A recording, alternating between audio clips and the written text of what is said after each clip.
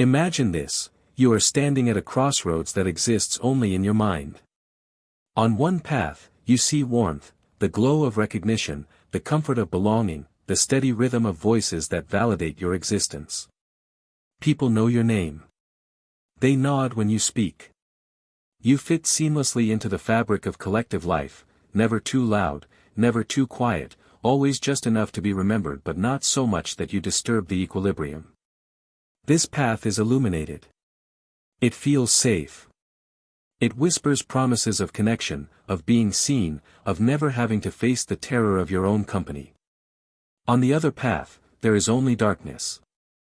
Not the darkness of evil, but the darkness of the unknown, of uncharted territories within yourself that you've spent years avoiding. This path is narrow, unmarked, and utterly silent. No one walks beside you here. No one cheers when you take a step forward. No one catches you if you stumble. The only sound is your own breath, your own thoughts, the echo of questions you've been too afraid to ask. This path doesn't promise comfort. It promises confrontation, with every fear you've buried, every truth you've avoided, every version of yourself you've outgrown but still cling to out of habit. Today we begin a journey into the depths of solitude, not as loneliness, but as a crucible for transformation. And toward the end of this journey, the final insight will be the most important and powerful of all, one that can completely change how you understand your own life. This channel exists for those who feel drawn to deeper reflections. For those who resonate with the wisdom of philosophers, psychologists, and thinkers who dare to look inward when the world looks outward. Here we explore the unseen forces shaping human behavior, personal growth and inner strength. This is not content for passive consumption. It is an invitation to awaken, to question, and to evolve. If this kind of reflection speaks to you, take a moment now to subscribe to the channel. Leave a like, share this video with someone who needs it, and comment your thoughts as we go along. What we will uncover today may challenge you, but it may also reveal truths that quietly reshape the way you see yourself and the world. Most people, when faced with this choice, don't even realize they're making one. They simply drift toward the light, toward the noise, toward the familiar. They fill every moment with voices, real or digital, because silence feels like drowning. They construct elaborate social architectures to avoid ever being truly alone with themselves. And they call this normal. They call this living.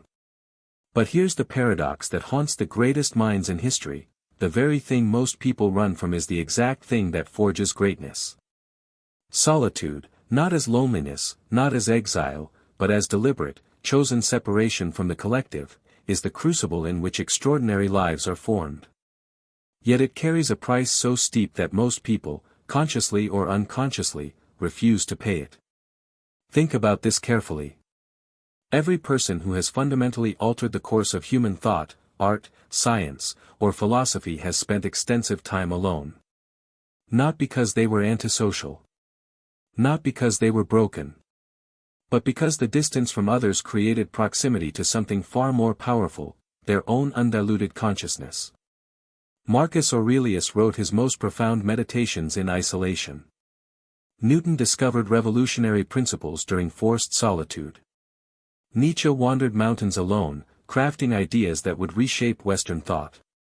Tesla withdrew from society to commune with concepts that existed nowhere but in the silent chambers of his mind. These weren't accidents. They were necessities. Because here's what no one tells you: original thought cannot survive in constant company.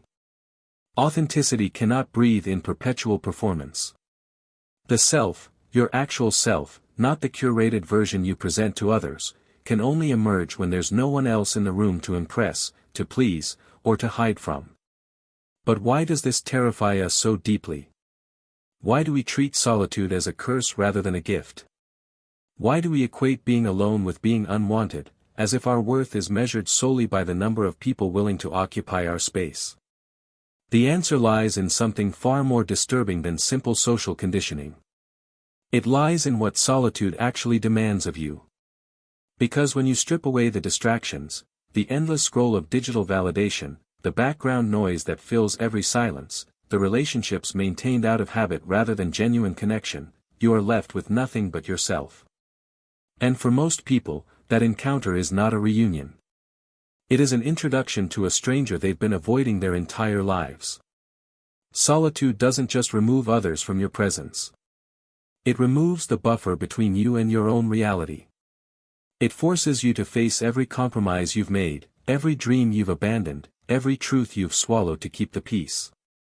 It reveals the gap between who you are and who you've been pretending to be. And that revelation, that stark, unforgiving clarity, is so uncomfortable that people will do almost anything to avoid it. Yet greatness demands exactly this discomfort. It requires you to pay the price that comfort seekers refuse to pay. It asks you to choose depth over distraction, authenticity over approval, inner alignment over external validation. And it insists that you do this alone, in the silence where no one can rescue you from yourself. So here is the great question that will haunt everything that follows: what if the very thing you've been running from your entire life is the only thing that can set you free? The fear of solitude is not natural. It is manufactured. From the moment you enter this world, you are taught that your value is determined by others. Your first cry brings rushing footsteps. Your first smile earns applause. Your achievements are celebrated only when witnessed. Slowly, imperceptibly, a dangerous equation embeds itself into your psyche: I exist because others acknowledge my existence. This is the invisible cage that traps most people for their entire lives. Friedrich Nietzsche understood this with painful clarity when he wrote that, the individual has always had to struggle not to be overwhelmed by the tribe. He wasn't speaking metaphorically. He was diagnosing a fundamental conflict at the heart of human consciousness, the tension between becoming who you truly are and remaining who others need you to be. The tribe offers protection, but it demands conformity. It provides belonging, but it requires you to fragment yourself, to suppress the parts of you that don't fit the collective mold. Carl Jung called this process of reclaiming your authentic self individuation, the journey of becoming whole by integrating all the scattered, repressed, and disowned aspects of your being. But here's what makes this journey so treacherous: it cannot happen in crowds. Individuation requires separation. It demands that you step away from the comforting echo chamber of collective validation and venture into the uncomfortable territory of self-examination. And most people, Jung observed, would rather remain fragmented and familiar than become whole and alone. Why? Because solitude exposes a truth so destabilizing that entire societies are structured to help you avoid it: you are responsible for yourself. Not your parents, not your friends, not your culture, not your circumstances. You. And that responsibility feels crushing when you've spent your entire life outsourcing your sense of worth to external sources.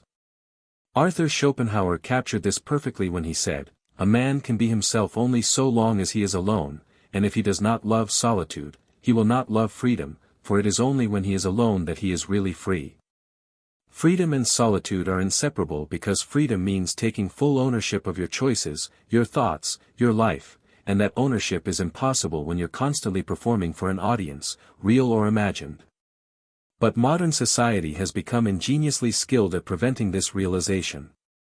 We are drowning in what philosopher Aldous Huxley called organized distraction, an endless stream of stimulation designed to keep you from ever confronting the depths of your own mind. Social media platforms algorithmically feed you validation in microdoses, just enough to keep you addicted but never enough to satisfy. Entertainment numbs existential discomfort. Busyness becomes a badge of honor, a way to avoid the uncomfortable questions that arise in stillness. The result? A generation of people who are never truly alone but always profoundly lonely. They confuse connection with proximity, intimacy with availability, self-knowledge with self-image. They curate identities for consumption but have no idea who they are when no one is watching. Viktor Frankl, who endured the ultimate forced solitude in concentration camps, discovered something remarkable: meaning is not found in comfort or company. It is found in confronting the raw truth of your existence and choosing how to respond. Between stimulus and response there is a space, he wrote. In that space is our power to choose our response. In our response lies our growth and our freedom. That space, that crucial gap between what happens to you and how you respond, can only be accessed in solitude. It is where you stop reacting to the world and start creating your relationship with it. But entering that space requires you to face something terrifying, the reality that you have been living someone else's life, following someone else's script, pursuing someone else's definition of success. And once you see this, you cannot unsee it. What happens when you avoid solitude for long enough? You don't simply miss an opportunity for growth. You fundamentally alter the architecture of your mind. You become a stranger to yourself, operating on autopilot, guided by programming you never consciously chose. Neuroscience reveals something crucial here: the brain in constant stimulation mode functions differently than the brain in reflective mode. When you're perpetually consuming information, responding to notifications, or engaging in social interaction, your prefrontal cortex, the seat of higher reasoning and self-awareness, takes a back seat to more primitive survival mechanisms. You become reactive rather than reflective. Your decisions are made not by your conscious will but by conditioning, impulse, and the path of least resistance. This is not an accident. This is by design. The modern attention economy profits from keeping you in a state of perpetual distraction because distracted people are predictable people. They seek quick dopamine hits. They chase external validation. They make purchases to fill internal voids. They scroll endlessly, searching for something they can't name but desperately crave. But here's the hidden cost that no one talks about: every moment you spend avoiding solitude is a moment you spend reinforcing neural pathways of dependency. Your brain literally rewires itself to need external input for emotional regulation. Silence becomes uncomfortable. Stillness feels like failure. Being alone with your thoughts triggers anxiety because you've lost the capacity to self-soothe, to self-reflect, to simply be without constant stimulation. Psychologists call this external locus of control, the belief that your emotional state is determined by outside forces rather than internal responses. And once this belief takes root, you become trapped in an exhausting cycle, constantly seeking approval, endlessly comparing yourself to others, measuring your worth by metrics that shift with every trend and algorithm update. The tragedy is that most people don't realize they're trapped until something breaks: a relationship ends, a career implodes, a global pandemic forces isolation. Suddenly, the distractions disappear. The noise stops. And they come face to face with a devastating question: who am I when no one is watching? For many, the answer is terrifying: I don't know. This is what psychologist Eric Fromm warned about when he wrote that the greatest fear of many people is not being alone, but facing themselves without distractions. Because in that unfiltered encounter, you discover how much of your identity is borrowed. How many of your opinions are simply echoes of those around you? How many of your goals were adopted to gain acceptance rather than chosen from genuine desire? How many of your relationships are maintained out of habit, fear of loneliness, or social obligation rather than authentic connection? The consequences extend beyond the personal. Societies that discourage solitude produce citizens who are easier to manipulate. When people lack the capacity for independent thought, they become susceptible to groupthink, propaganda, and ideological possession. They mistake consensus for truth. They confuse popularity with validity. They surrender their critical thinking to charismatic leaders, trending narratives, or whatever position allows them to remain part of the tribe. History is littered with examples of what happens when entire populations lose the ability to think independently. Mass delusions take hold. Atrocities are justified. Freedoms are voluntarily surrendered in exchange for the comfort of belonging to something larger than themselves. But even in ordinary life, the cost is immense. You wake up one day and realize you've spent decades living a script written by others: your parents' unfulfilled dreams, your culture's definition of success, your peers' expectations, your fear of disappointing those who never truly knew you in the first place. And by then, the person you could have become feels like a ghost haunting the life you actually lived. The potential remains, but the courage required to reclaim it grows heavier with each passing year. Because the longer you avoid solitude, the more painful the eventual confrontation becomes. The path out of this trap begins with a radical act of defiance, choosing solitude before circumstances force it upon you. Not as escape, but as reclamation. Not as punishment, but as sovereignty. This is where everything you've been taught collapses. Because the solution isn't more connection, more validation, or more strategies to fit in better. The solution is deliberate disconnection. Strategic withdrawal. A conscious decision to step out of the stream of constant input and into the stillness where your actual self has been waiting, perhaps for decades, to be acknowledged. But here's the counterintuitive truth that changes everything: solitude is not about rejecting others. It's about rejecting the false self you've constructed to please them. When you remove yourself from constant social performance, you don't lose relationships, you filter them. The superficial ones fall away naturally. The authentic ones deepen. And you discover something profound: the people who truly matter don't need you to be anyone other than who you are. This process requires what Soren Kierkegaard called the courage to be oneself. It means sitting with discomfort instead of medicating it with distraction. It means asking yourself difficult questions and staying present for the answers. It means observing your thoughts without judgment, your emotions without suppression, your patterns without denial. Start small, but start deliberately.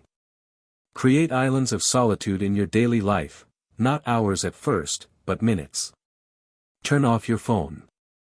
Sit in silence. Let your mind wander without steering it toward productivity or purpose. This isn't meditation with a goal.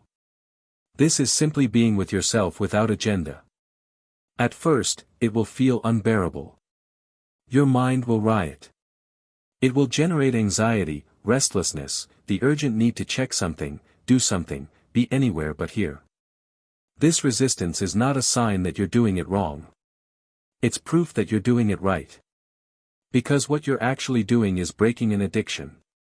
An addiction to external stimulation, to validation, to the constant reassurance that you exist because others acknowledge your existence. And like any addiction, the withdrawal is painful before it becomes liberating. History's greatest minds understood this instinctively. Marcus Aurelius, emperor of Rome with unlimited access to company and distraction, chose to spend time alone with his thoughts, writing meditations that were never meant for public consumption. He was practicing what philosophers call self-examination, the rigorous, honest assessment of one's own character, choices, and motivations. Not for an audience. For himself. Einstein walked alone for hours, letting his mind explore possibilities that had no language yet. He understood that breakthrough thinking requires space, literal and psychological, away from the gravitational pull of conventional wisdom. Virginia Woolf insisted that every woman needed a room of one's own, not just physical space, but sovereign territory where the self could emerge without interference, without the need to accommodate, adjust, or perform. These weren't lonely people escaping life. They were fully alive people protecting the conditions necessary for depth, originality, and authentic self-knowledge. Here's the rebellion: refuse to measure your worth by visibility. Refuse to mistake busyness for purpose. Refuse to fill every silence with noise. Instead, cultivate what the ancient Stoics called inner citadel, a fortified space within yourself that remains intact regardless of external chaos, a place where your sense of self is not negotiable, not dependent on circumstances, not subject to the approval or disapproval of others. This doesn't happen overnight. It happens in accumulated moments of choosing yourself over the comfort of conformity. It happens when you stop asking, "What will people think?" and start asking, "What do I actually believe?" It happens when you value alignment over acceptance, and integrity over applause. And it begins the moment you stop running from silence and start listening to what it's trying to teach you. Here is the truth that will either devastate you or set you free: solitude is not a phase you graduate from. It is not a temporary ordeal you endure until recognition, success, or belonging finally arrives to rescue you. Solitude is the permanent condition of those who refuse to live borrowed lives. And the moment you accept this, truly accept it, everything changes. Most people tolerate solitude only as a waiting room. They tell themselves, once I achieve this, once I find the right people, once I'm finally understood, then I won't be alone anymore. But this is a fundamental misunderstanding of what greatness demands. Greatness doesn't just require temporary solitude. It creates ongoing distance. The clearer your vision becomes, the fewer people can walk beside you without misunderstanding, resisting, or trying to pull you back toward the familiar. This is not a flaw in humanity. This is the structural reality of consciousness itself. As philosopher José Ortega y Gasset observed, the mass lives by imitation, while the exceptional individual lives by inner direction. The more you rely on that inner direction, the more you trust your own discernment over collective consensus, the more distinct you become. Not superior. Not isolated by choice. Simply different in a way that makes casual belonging impossible. And here's where most people retreat. They negotiate with their potential. They soften their truth to preserve comfort. They silence their deepest insights to maintain relationships that were never designed to hold their full complexity. They trade depth for acceptance, authenticity for approval, and in doing so, they abandon themselves long before anyone else abandons them. But what if you don't retreat? What if you accept that solitude isn't something to overcome but something to master? What if the question isn't, how do I escape being alone, but rather, who will I become when I am? This is the shift that separates those who merely survive solitude from those who are forged by it.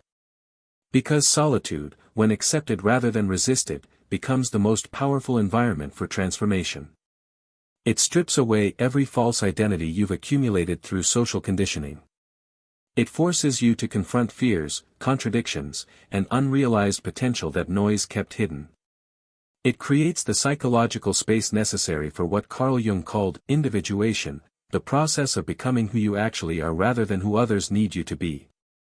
This process is not comfortable. There will be nights of doubt. Moments of profound longing. Times when you question whether the cost is too high, whether you've made a terrible mistake by choosing authenticity over ease. But here's what sustains you through those moments, the recognition that suffering ceases to be suffering the moment it finds meaning. Viktor Frankl discovered this in the most extreme conditions imaginable, in concentration camps where every external source of meaning had been stripped away. What remained was the one freedom that could never be taken, the freedom to choose how to respond to circumstances. Solitude offers this same terrible freedom. It removes every excuse, every scapegoat, every external authority you've been blaming for your unlived life. It hands you full authorship over your existence. And that responsibility is crushing, until you realize it's also liberating. Because if you are the author, you can rewrite the story. Not by changing the past, but by changing your relationship to it. Not by controlling circumstances, but by mastering your response to them. Notice how fear transforms at this stage. You no longer fear being alone. You fear being misunderstood. Being judged. Being rejected for your authenticity. But solitude teaches you something crucial: rejection loses its power when self-respect is intact. And self-respect isn't built in crowds. It's forged in private moments when no one is watching, when there's no applause to motivate you, when the only witness to your choices is your own conscience. This is why those who master solitude carry a different presence. They listen more than they speak. They choose words carefully because they've learned that silence is more powerful than noise. They're less reactive, less desperate for validation, less threatened by disagreement. Their confidence doesn't come from dominance but from grounding, from knowing themselves so thoroughly that external opinions become interesting data rather than existential threats. There's a paradox here that resolves everything: the more comfortable you become with solitude, the more meaningful your connections become. When you no longer need others to fill inner emptiness, you relate from fullness instead of lack. Relationships become choices rather than crutches. Love becomes a sharing of strength rather than a remedy for fear. You can be deeply connected without being emotionally enslaved. You can care profoundly without losing yourself.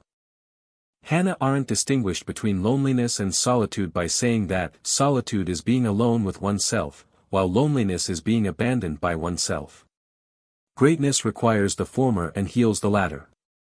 When you become a trustworthy companion to your own mind, silence stops feeling like exile and starts feeling like home. But let's be completely honest about what this means in practical terms. It means there will be achievements no one celebrates because no one understands their significance. It means insights you cannot share because they don't translate into the language of those around you. It means choosing integrity when compromise would be easier, choosing truth when lies would be more convenient, choosing depth when superficiality is rewarded. It means accepting that the path of greatness is not crowded because most people turn back. Not because they lack intelligence or talent, but because they cannot bear the weight of being fully themselves.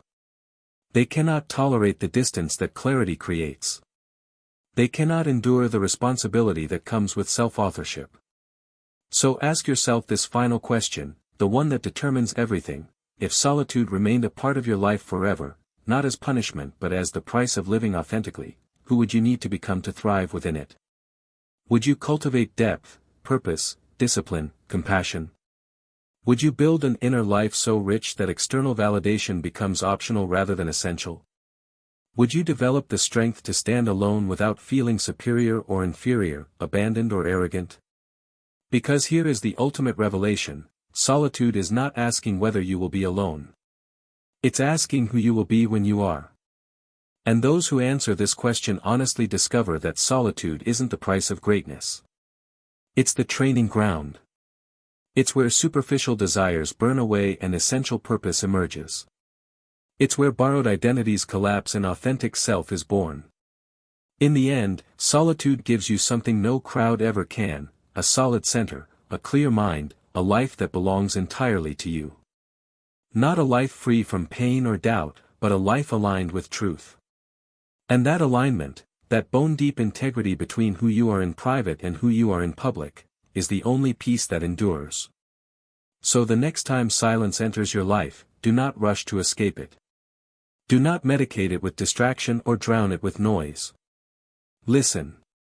Because it may be inviting you to step into the version of yourself that only solitude can reveal, the version that has been waiting beneath all the performance, all the compromise, all the years of living for an audience that was never meant to define you. Solitude is not a sentence to serve or a flaw to correct. It is a signal that life is inviting you to deepen rather than disperse.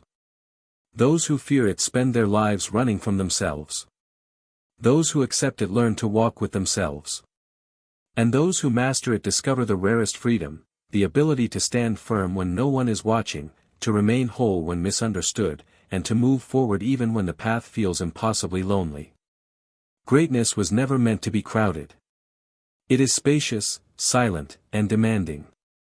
And solitude is the space where that greatness quietly takes form, one honest moment, one difficult choice, one act of self-loyalty at a time.